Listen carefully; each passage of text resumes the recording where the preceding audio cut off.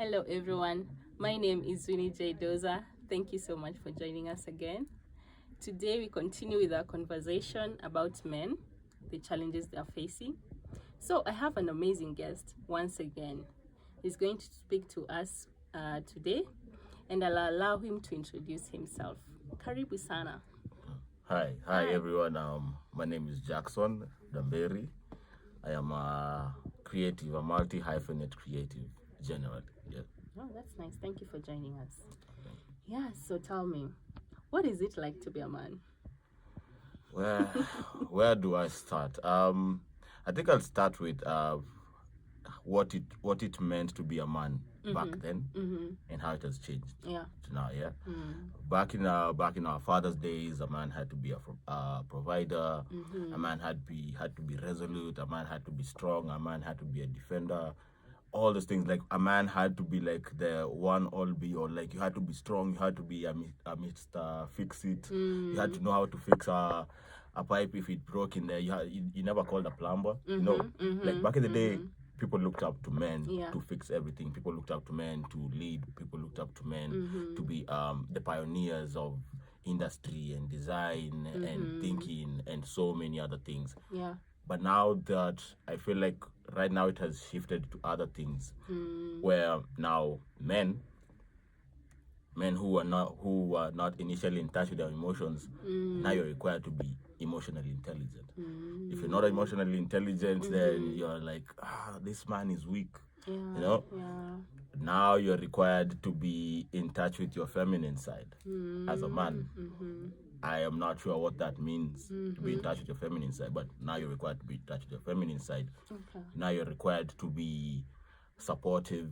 Now you're required to be like, there are so many facets that, like, there are so many things that have changed over time, and these are some of the challenges that I feel men haven't caught up with, because what happened is, like, the empowerment for the girl child was like, there was a lot of empowerment for the girl child, to the point that they caught up with men, which is not a bad thing, which is actually a really great thing. Okay. They caught up with men, but the men were not prepared for girls catching up with them, to be in the same levels, to fight for the same jobs, to fight for the same careers. They were not ready for that whole competition, because men were made with the mentality that you're supposed to be a leader, you're supposed to be the one at the forefront. But now you have households where both the man and the wife can lead. So one of the challenges I feel men face nowadays is that they haven't unlearned those beliefs that they were taught as children. So you were taught as a man, like, yo, you have to be the provider.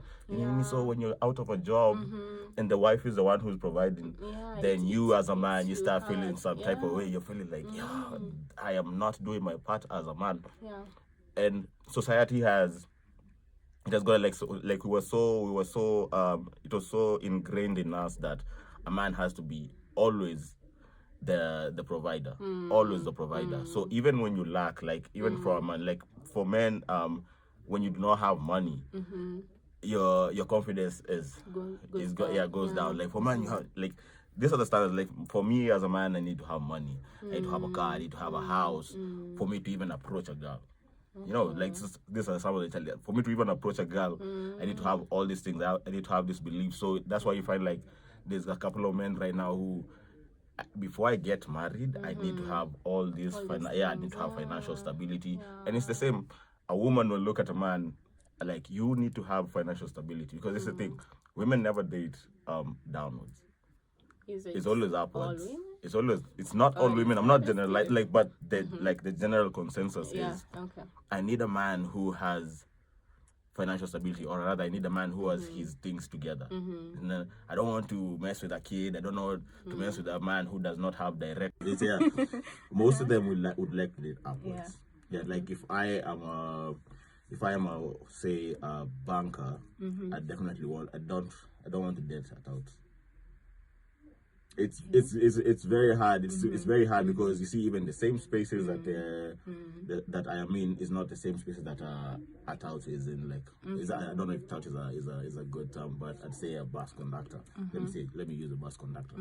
If I'm a banker as a woman, I cannot date a bus conductor. You see, it's all these other facets. Like there's so many things that what will my girls say about this man?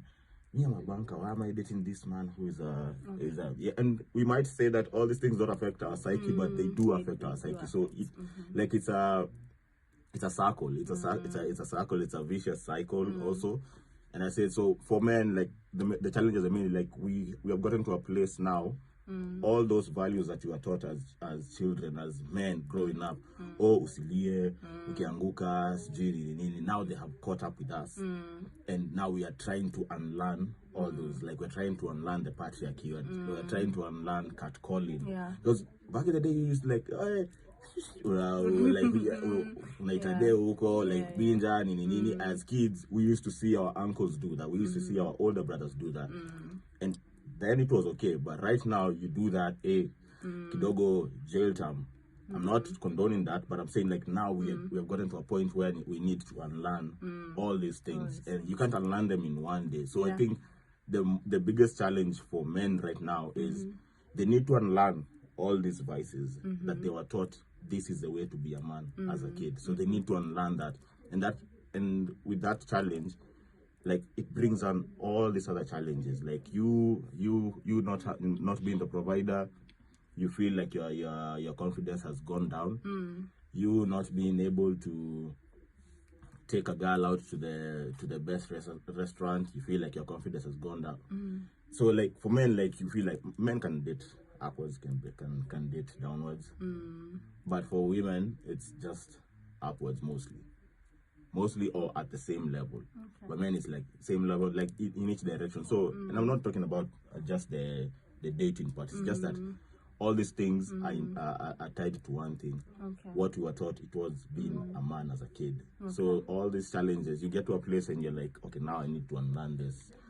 I saw my father drinking as a young man. Maybe that's the direction I took as an older man.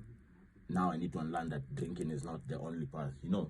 So it's so many things that men were shaped to believe were the right things to do as a man. It's gotten to a place now you need to unlearn all these other values.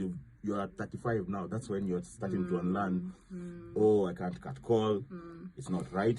I have to ask for consent. I have to check up on people. I have to be emotionally mature. I can't be causing tantrums. I can't be beating women. You need to unlearn these things that when you were younger, you were saying these things, and to you they were okay, but they were not. Yeah. Okay. Wow, that's very interesting. Yeah, I like that perspective. Like we need to evolve, continue evolving, and trying to be the best version of ourselves. Yeah. Not just for men, even for women, like those same standards you're talking about, like you can't date a man who is, you know, in a lower standard than you, I think we need to unlearn because the society is changing, and, if we continue just having these standards, then there's someone who anafiniliwa, and the boy child has been very neglected for a very long time. Yeah, so I feel like we need to, those are things we actually need to talk about and think about. Yeah, so what would you tell a man watching this right now who is feeling very down and they're just wondering where do they start from? I would say it always gets better. It always gets better. It's darkest where the lamp is. Like where the lamp is, it's darkest underneath the lamp. Yeah, so you'll always get out of sticky situations. And I know I'm not supposed to say it like, be a man, like, yeah, be a man. But you'll always get out of sticky situations.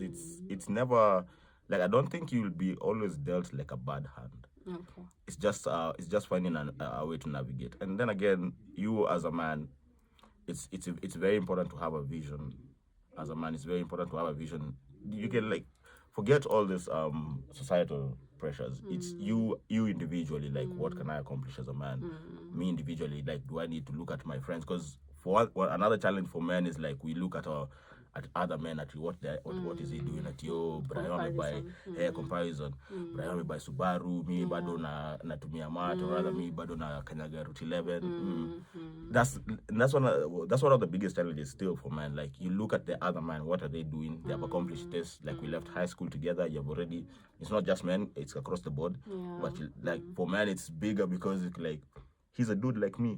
Why can't I achieve the same things? Why you haven't started your own race? You are looking at other people's races. Like, just start your own race. And yes, sometimes you might be dealt a bad hand, but it's always how you get up, how you pick up from there. Like, you can as a man, again I'll say, be a man, because at the end of the day, it's very, like, there's very few chances for men to be pulled out by, like, from where they are. Like, see what wengi wata extend mkono for a man, like, wanaangalia tu a woman's name bana, si ujikakavue kama mwanaume. So like, you just have to sit down, like, okay, now this is my vision, nini, and then just pull yourself out. Yeah, sure.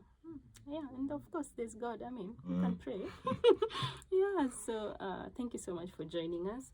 That was very insightful.